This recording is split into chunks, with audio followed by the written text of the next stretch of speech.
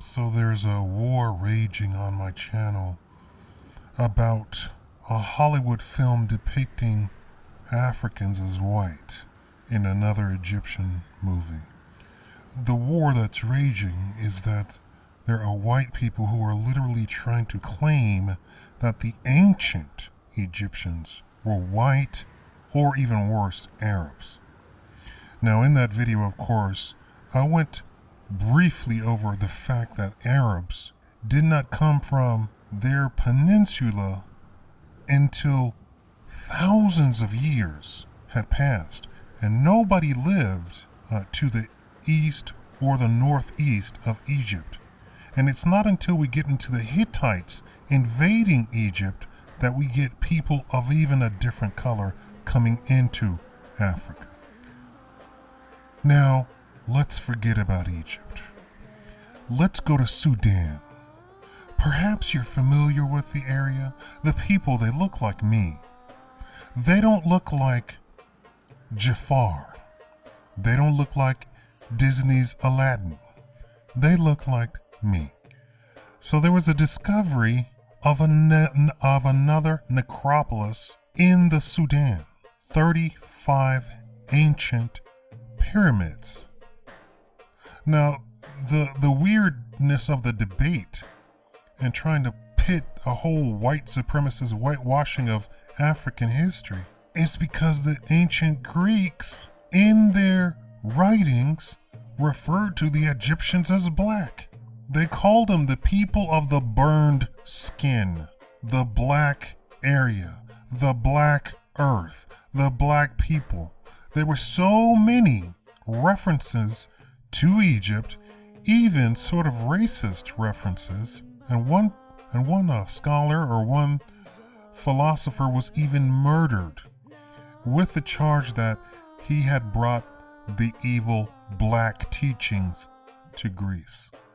Greece was very much hated by the Egyptians because the Greeks were homosexual, and there was a standing law in the land that Greeks could not come into Egypt because of their ways. At least 35 small pyramids along with graves have been discovered clustered closely together at a site called Zedanga in Sudan. Discovered between 2009 and 2012, researchers are surprised at how densely the pyramids are concentrated. In one field season alone, in 2011, the researcher team discovered 13 pyramids packed into roughly 5,381 square feet, approximately 500 square meters, or slightly larger than an NBA basketball court. They date back around 2,000 years to a time when a kingdom named Kush flourished in Sudan. Kush shared a border with Egypt, and later on, the Roman Empire. The desire of the kingdom's people to build pyramids was apparently influenced by Egyptian funerary architecture. Now that is conjecture. If you follow the pyramids, you actually go up the Nile.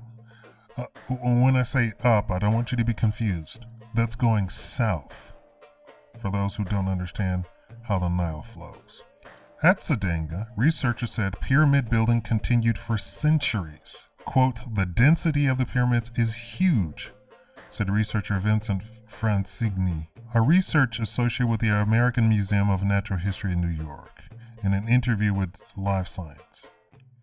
Quote, "Because its latest lasted for hundreds of years, they built more pyramids, and after centuries, they started to fill all the spaces that were still available in the necropolis." The biggest pyramids they discovered are about 22 feet, that's 7 meters, wide at the base, with the smallest example, likely constructed for the burial of a child, being only 30 inches, 750 millimeters long. Now, this is more conjecture, and the reason I'm saying this is because of something that is coming up. We're going to be clued into that these pyramids were never tombs. In the Egyptian necropolis, they found tombs, and a lot of the tombs were not inside of pyramids. And in fact, the largest pyramid, the pyramid of Khufu, which is also in the Greek writing, you have no burial chamber whatsoever inside.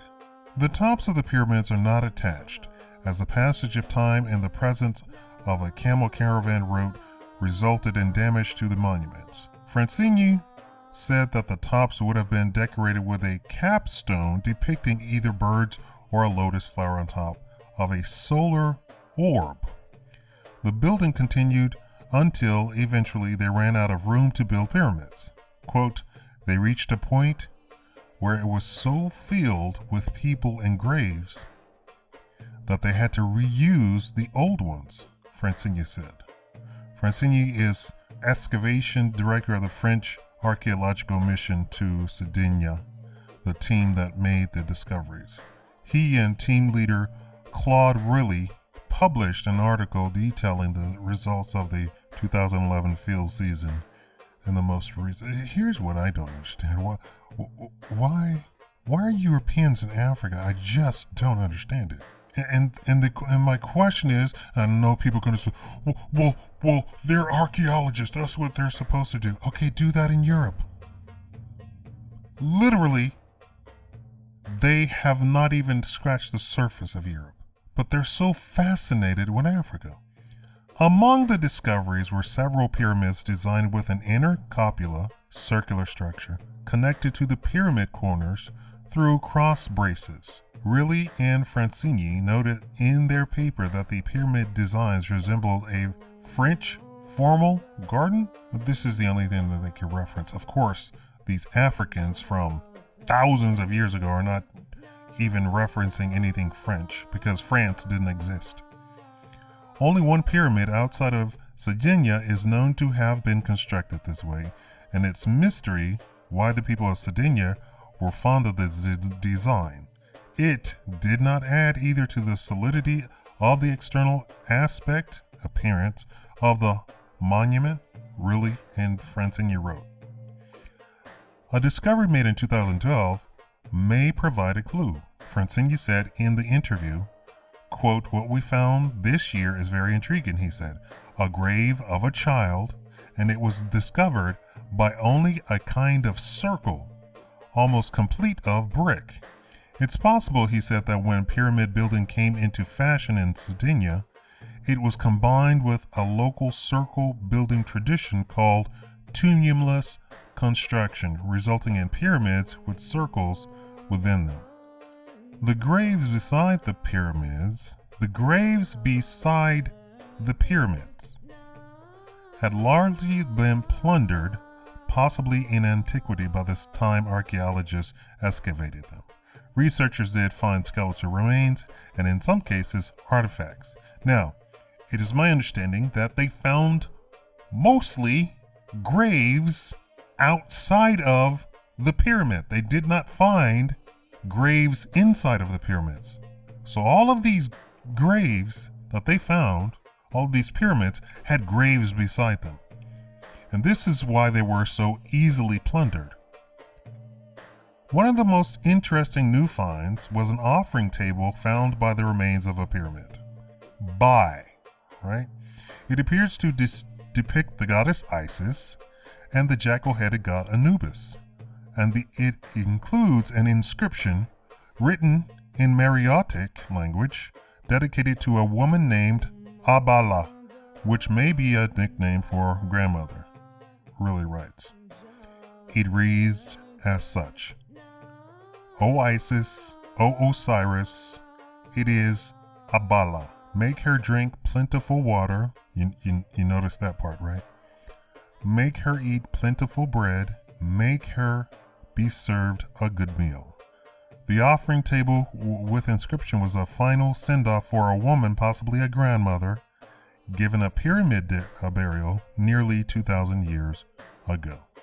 I just do not understand this whole, this whole Egyptians were white or Egyptians were Arabs or Arab looking or light skinned, or this is all recent.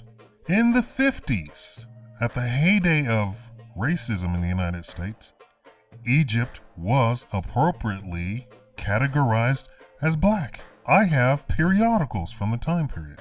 I just don't understand and what are they really trying to say? They're trying to say now, this is the height of white supremacy, right? Racism is lowbrow. White supremacy is now elite. They've taken it to a whole other level. And what's the point of it? They're trying to say that black people have never contributed anything or incapable of contributing anything.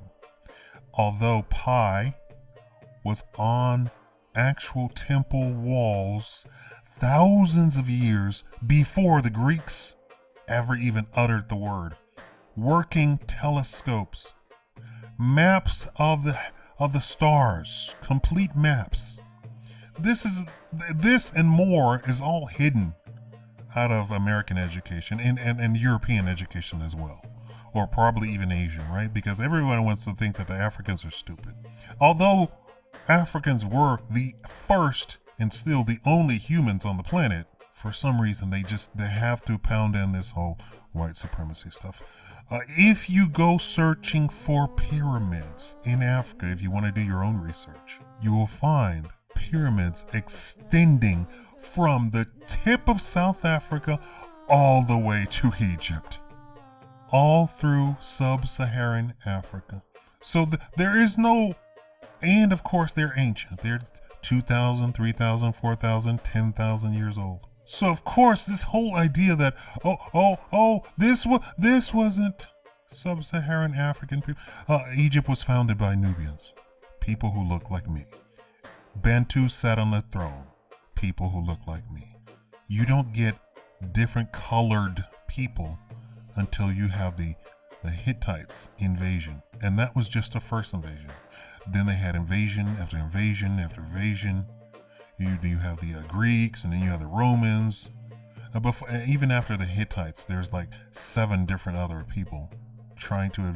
Why? Because they had nothing, and you have these black people with the Nile, and this is how you have the first real civilization. Bountiful civilization. Everybody wants to talk about the Tigris and the Euphrates, but Egypt is thousands of years older than that. Thousands, by a factor of thousands of years. But they want to teach you Greek, Rome. Greek, Rome, that's recent history. Compared to Africa, that's all recent history. And in fact, African history is categorized as prehistoric times. And what does the word prehistoric times mean? When Europe really wasn't anything. But here's the deal. Empires rose and fell over and over before Europe came around. We still have information about the empires in Africa. Like I said, if you want to do any extra studies, you can do so on your own. If you just simply look for pyramids, that'd be your first factor. All right. Thank you for watching the Shakaama Live Show.